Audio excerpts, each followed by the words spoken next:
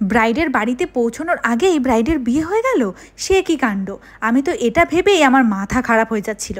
যাই হোক, ব্রাইডের লোকেশনে চলে এসেছি, কিন্তু ব্রাইডের বাড়ির কিছুতেই খুঁজে পাচ্ছিলাম না।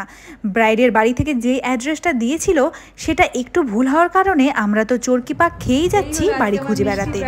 ব্রাইড কেমন লুক চাইছো বলো, পছন্দ বলো কিছু। আমার নিজস্ব কোনো পছন্দ সেরকম ভাবে নেই, কিছু নেই, হালকার উপর থাকবে, পুরোটা তোমার উপর ছেড়ে দিচ্ছি। আই মেকআপ, লিপস্টিক শেড কেমন কি সেরকম কিছু নেই, একটু ব্রাইট ব্রাইট থাকবে ব্যাপারটা। আর বাকিটা প্রায় 1 ঘন্টার ওপরে আমরা লেট করে ব্রাইডের বাড়িতে ঢুকেছি। যাই হোক, এত কিছু কাণ্ড হয়েছে ঢোকার আগে। এই ছোট্ট একটা ভিডিওর মধ্যে আমি এত কিছু অ্যাড করতে পারলাম না। নামের নিচে আমি বড় ভিডিওটা দিয়ে রেখেছি, তোমরা যারা যারা দেখতে চাইছো অবশ্যই দেখে নিও। আর আজকের ব্রাইড কিন্তু আমার ভীষণই মিষ্টি। ওর কিন্তু এক্সট্রা করে কোনো কিছু ডিম্যান্ড ছিল না, ও কিন্তু পুরোটাই আমার ওপরেই ছেড়ে দিয়েছিল।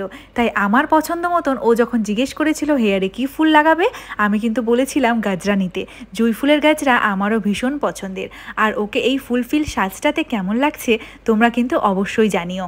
আর ব্রাইড কিন্তু পছন্দের মধ্যে একটাই বলেছিল, আমাকে যেন ব্রাইডের মতন মিষ্টি মিষ্টি লাগে।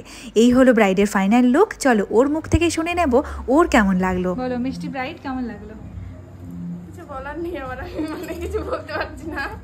খুব খুব খুব ভালো লেগেছে। Thank you. তুমি দেখতেও ভীষণ সুন্দর, ভীষণ মিষ্টি লাগছে দেখতে। চলো স্যাটিসফাই একদম। ব্রাইড যখন সেজে গুজে এতটা হ্যাপি, মেকআপ আর্টিস্ট হয়ে আমার আর এর থেকে বড় পাওয়া কি হয় বলো তো। ব্রাইডকে কমপ্লিট করেছিল একজন গেস্ট মেকআপ, তাকে এক ঝলকে তোমাদেরকে দেখিয়ে দিই। আর এরই ফাঁকে ব্রাইডের যে পান পাতাটা হয় শুভদৃষ্টির, সেটাকেও আমি কলকা করে দিয়েছিলাম। আর ইনি হলেন ব্রাইডের বৌদি ভাই, যে আমাকে বুকিং করেছিল, কিন্তু সবার শেষে এনাকে সাজিয়েছিলাম ওনার শাশুড়ির রিকোয়েস্টে। বাচ্চা ছোট হওয়ার কারণে সাজতেই চাইছিল না, বাচ্চা ভীষণ কান্নাকাটি করছিল।